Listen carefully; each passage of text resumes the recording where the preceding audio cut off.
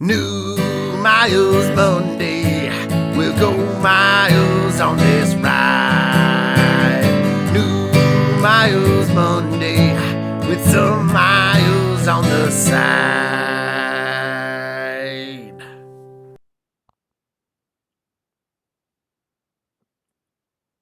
So first I'm heating up the thumb tube with my Vota pad cup heater.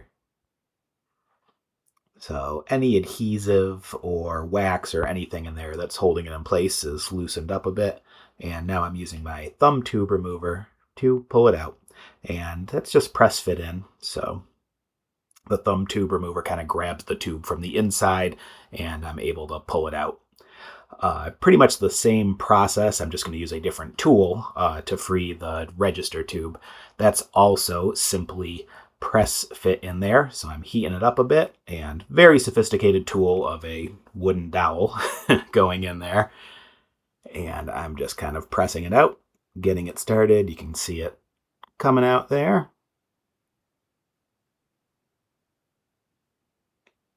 Just pressing it a little bit more.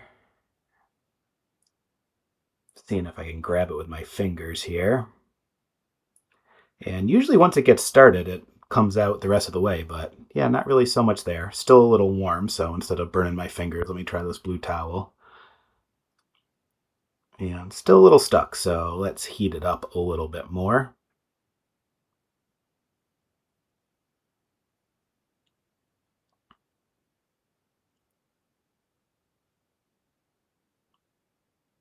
And yeah, this is actually a pretty unique spot for it to get stubborn like this. Usually once it gets started, it's no problem, but getting it started is usually the most challenging part. So grab it with some pliers here. I've got Teflon on the jaws to make sure I'm not scratching anything. And hey, there it goes. Finally got it out of there. The tubes on an E11 clarinet are installed and removed in a very different way, actually. It's a similar concept. I need to loosen any glue, wax, whatever's holding it into place, but it's actually threaded. It's like a screw in there, and so I literally need to unscrew it. So different than being press fit in, like the R13. And you can see all kinds of crud, dirt falling out of it. Don't worry, that's not a piece of the clarinet that came out. It's just a bunch of dirt and crud, and one of the reasons this clarinet's in for a very thorough cleaning. The register tube, same deal. This is screwed in there, so I've actually got to carefully grab it with some pliers here and twist it out.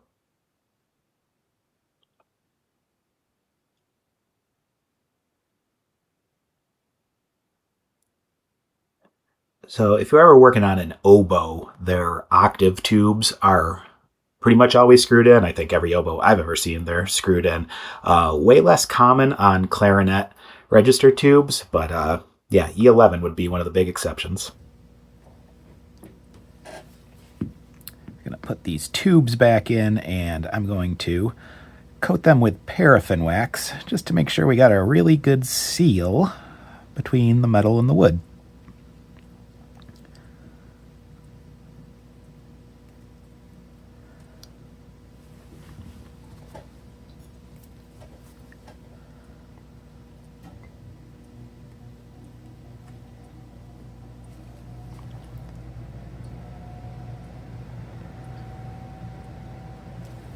I'm making sure the curvature of the thumb tube is aligned with the bore. If that gets a little twisted, it can be some extra turbulence, which we just don't need. Not sure if this will show up very well on the camera, but I'll try. And then I'm just going to melt that wax.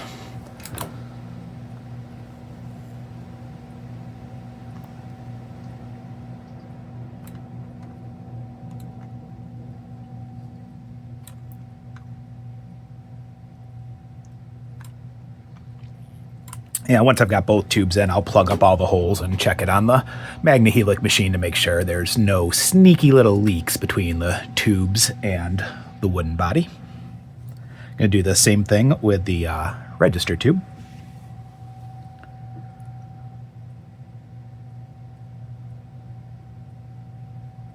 I don't mind at all if the wax is a little sloppy at this point. It's very, very easy to clean up at the end.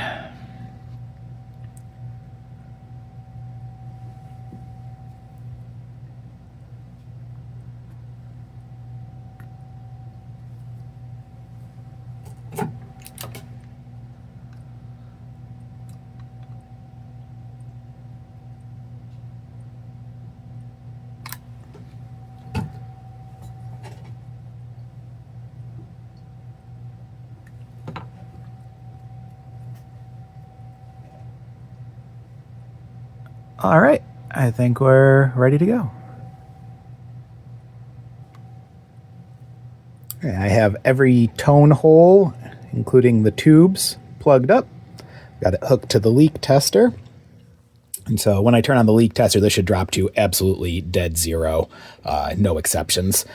In addition to checking for the seal between the metal and the wood at the tubes, I'll also be checking this tone hole that I just replaced, make sure there's no sneaky little leaks between the tone hole insert and the wooden body. And also checking for other sneaky little leaks. Occasionally, I will find that just a post is drilled too far into the body or something like that. So there's an air leak that has nothing to do with the tone hole occasionally. I think we're just about ready to go.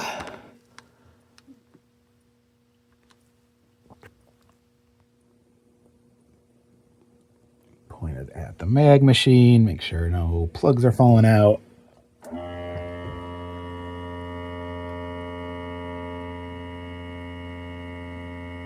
And there we go, we got it at zero. So this is usually the case, this is usually what happens, but not every time. And if I don't check this, I'll be looking for a pad leak that doesn't exist when it's actually a body leak.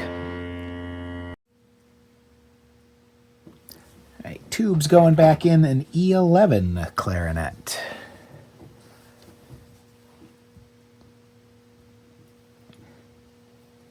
Same principles as going back in the R13 clarinet, just everything is screwed in instead of press fit. So I'm still going to seal everything with paraffin wax. Make sure we got a nice airtight seal between the metal and the wood.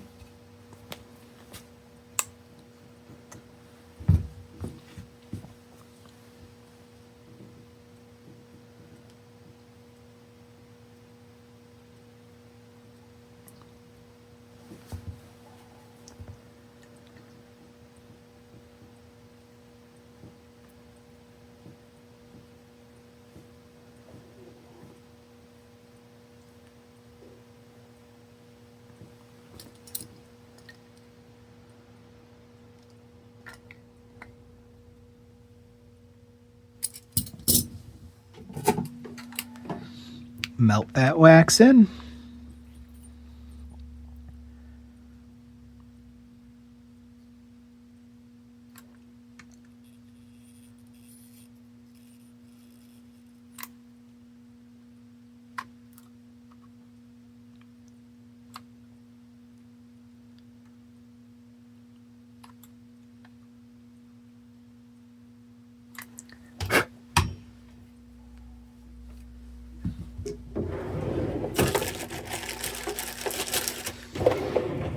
Any excess is quite easy to clean up with a long Q-tip.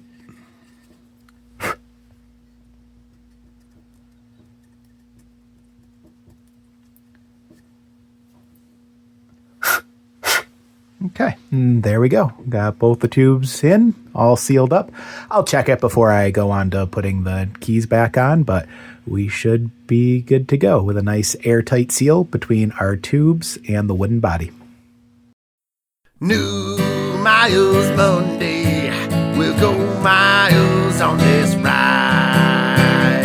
New miles Monday, with some miles on the side.